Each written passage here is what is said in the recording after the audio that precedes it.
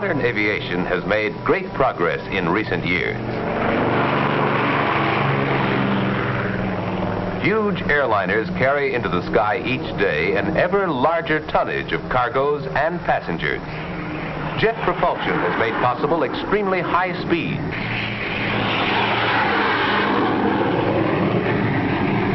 Yet in one aspect, these aircraft have become more limited than before, since they need exceptionally long runways to take off and land.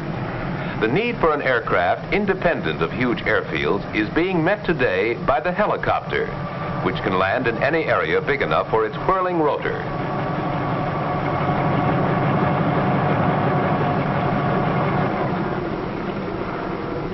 Helicopters are being used today for a wide variety of jobs, which can't be handled by other aircraft. In larger cities, they are delivering thousands of pounds of mail every day from outlying airports directly to the post office. These craft can carry some 400 pounds of mail on each trip, and in some cities, trips are made throughout the day at 20-minute intervals.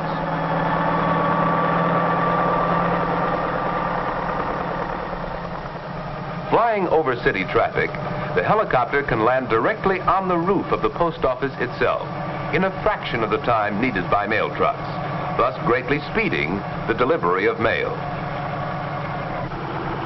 Helicopters have found important uses in the country too, where they are used for dusting crops, which would be damaged by ground equipment.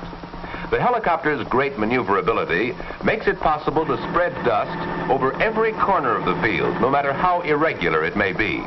The sharp downdraft of the whirling rotor causes dust to swirl among the plants, thus giving them a more thorough coating.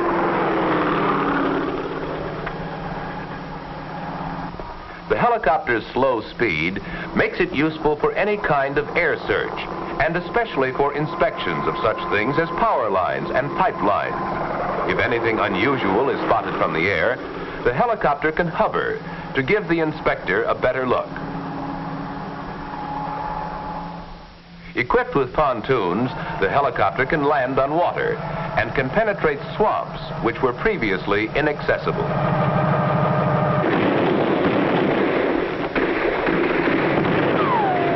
In war, the helicopter has proved itself for many purposes.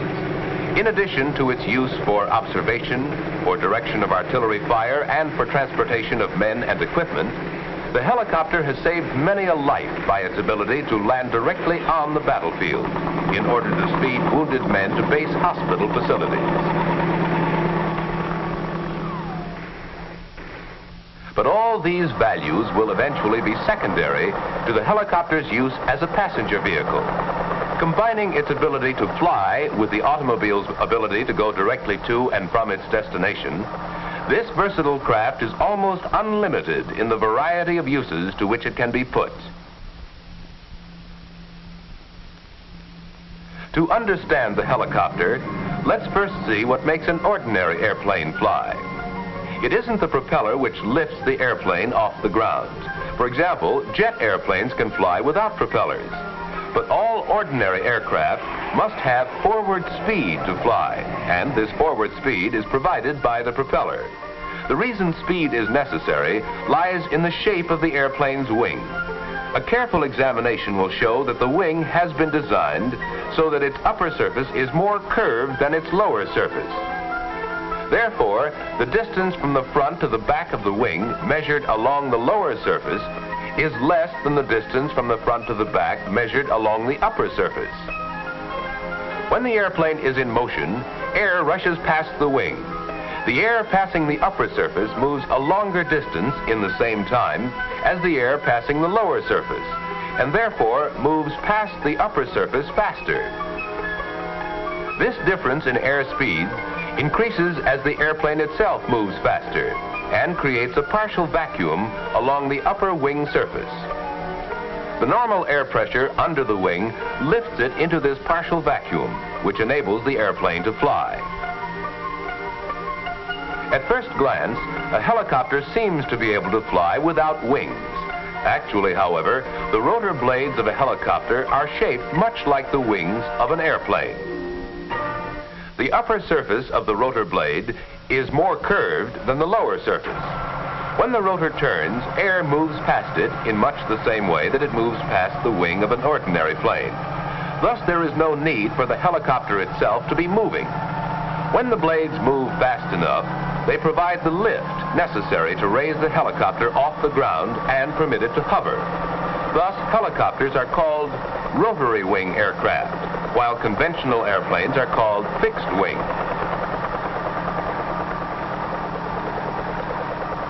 The helicopter's development stemmed from an earlier craft, the autogyro, shown in these historical films. It required a propeller for power, since the rotor was freewheeling and couldn't hover. Many devices first developed for autogyros are being used in today's helicopter. The helicopter is a free-swinging body hanging from the whirling rotors. The turning rotor sets up an action which tends to turn the body of the helicopter in the opposite direction. This action is called torque and is counteracted by a tail propeller called the anti-torque rotor. The tail rotor is used to turn the craft in any direction independently of the direction of travel.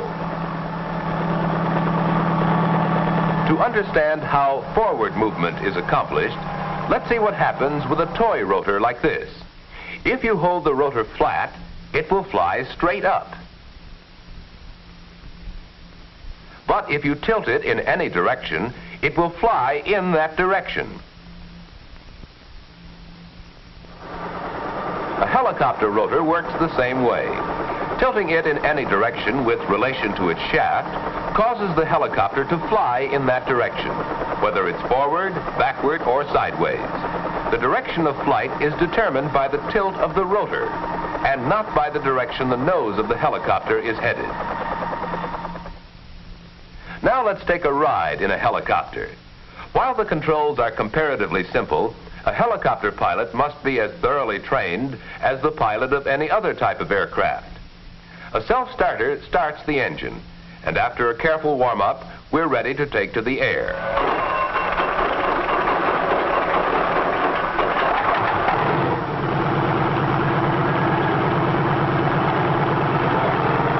The collective pitch control, whose handle is also the throttle, determines the amount of lift which the rotor provides. Once in the air, the pilot uses foot pedals, which control the tail rotor to turn the machine in the direction he desires. The stick in front of the pilot controls the angle between the spinning rotor and its shaft. And when the stick is moved in the direction the pilot wants to travel, the helicopter is on its way.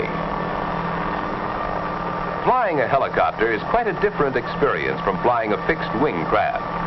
Although this craft can cruise at about 85 miles an hour, there's no need to maintain airspeed, so there's time to look around. Should the engine fail, the rotor would act much like a parachute to permit an emergency landing. But of course, most landings are with power. There are a number of different kinds of helicopters being flown today. Some are designed with two rotors, which turn in opposite directions. Each rotor counteracts the torque action of the other, and thus eliminates the need for an anti-torque tail rotor. Twin rotor helicopters have been built large enough to carry 16 persons, with a gross weight of more than 14,000 pounds.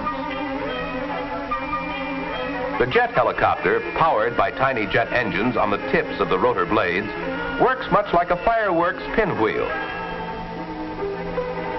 The jet engines are the only source of power. Jet helicopters are simpler in construction, lighter, and easier to operate than conventional helicopters, although fuel consumption is very high.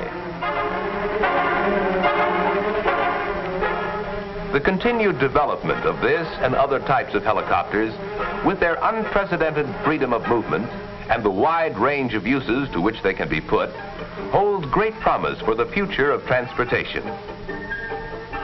Who could have predicted the vast changes which the development of the automobile and the truck have brought about in our society? The potentialities of the helicopter are just as great. Its versatility as a transportation vehicle may eventually play an important role in reshaping the pattern of our daily living.